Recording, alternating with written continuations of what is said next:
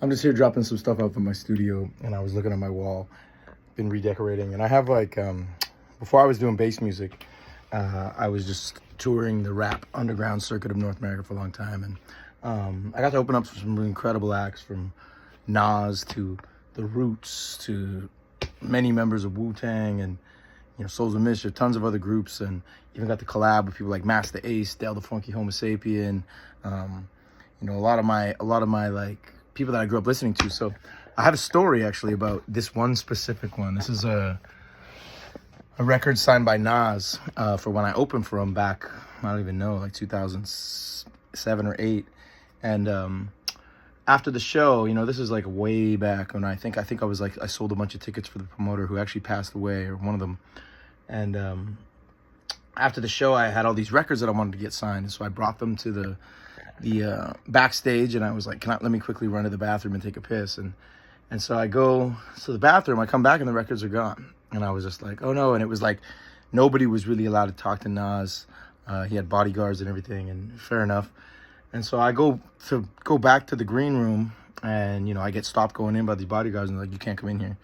And, but the promoter said, this was the opening act. You can let him through. So I go in and I see Nas is holding my records. And so I go sit down beside him, like start talking with him and his DJ. We roll a blunt.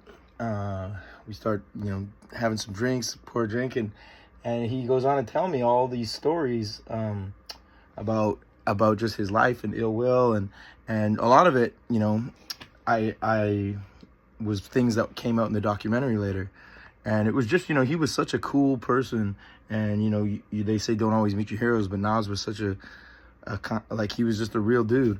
And we had a great chat, stayed in the green room for a while after. And all my friends were like blowing me up, wondering where I am. And I'm not answering shit. I'm just sitting there sponging it up, like just listening to these conversations.